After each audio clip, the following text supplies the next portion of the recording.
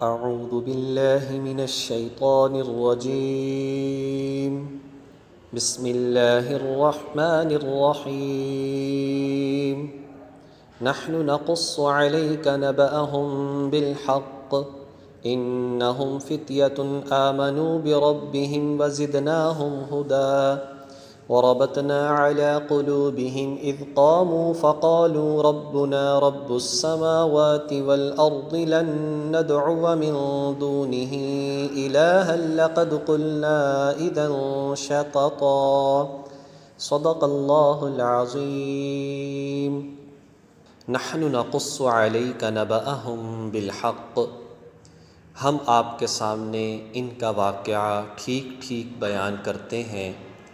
انہم فتنیۃ، کہ یہ کچھ نوجوان تھے، آمنوا بربہم، جو اپنے پروردگار پر ایمان لائے تھے، وزدناہم ہدی، اور ہم نے ان کو ہدایت میں خوب ترقی دی تھی. وربطنا علی قلوبہم، اور ہم نے ان کے دل خوب مضبوط کر دیے تھے.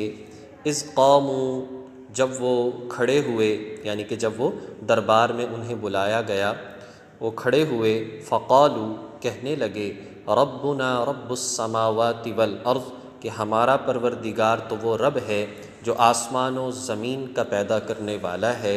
لن ندعو من دونہ الہا، ہم ہرگز اس کو چھوڑ کر کسی اور معبود کو نہیں پکاریں گے. لقد قلنا اذا شططا، اگر ہم ایسا کریں گے تو ہم یقیناً انتہائی لغو بات کہیں گے، غلط اور بیکار بات کہیں گے. ہؤلاء قومنا، یہ ہماری قوم کے لوگ ہیں.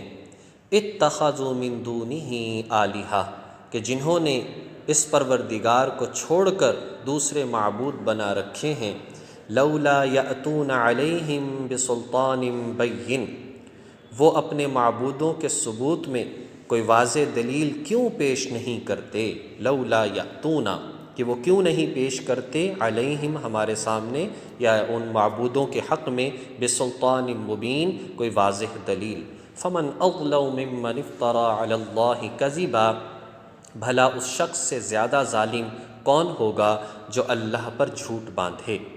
جیسا کہ اس سے قبل آیات میں اصحاب کہف کا کچھ تعارف اور تذکرہ ذکر کیا تھا کہ وہ 7 نوجوان تھے اور وہ اپنے ایمان کی خاطر جو ہے انہوں نے بادشاہ سے ٹکر لی.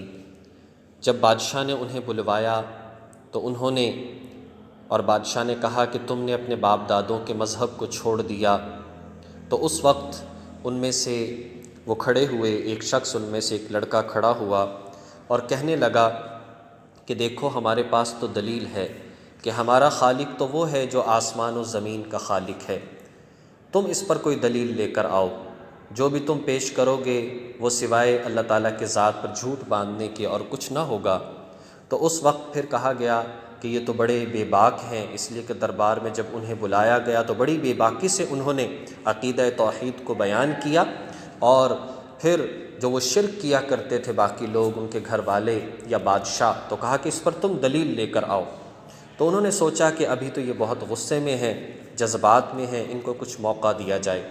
جب ان کو موقع دیا گیا تو پھر یہ لوگ وہاں سے نکلے.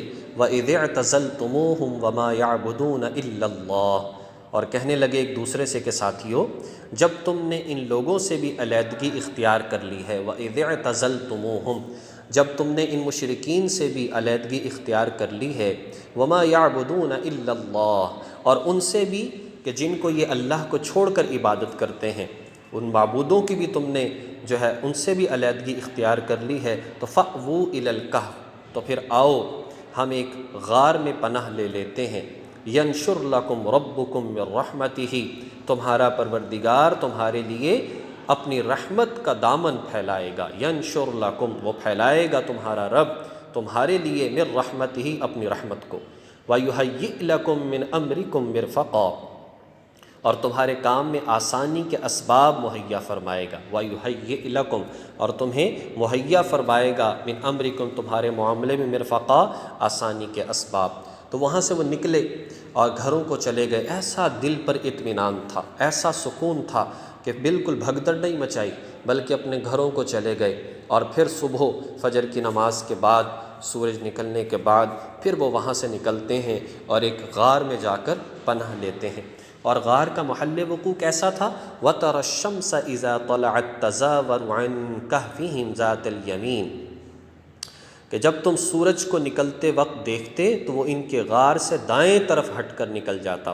وَإِذَا غَرَبَتْ تَقْرِضُهُمْ، اور جب وہ غروب ہوتا تھا تو پھر بھی کترا جاتا تھا ذات الشمال، بائیں طرف ہو کر، یعنی نہ تو نکلتے وقت غار میں سیدھی دھوپ جاتی تھی اور نہ ہی غروب ہوتے وقت غار میں سیدھی دھوپ جاتی تھی۔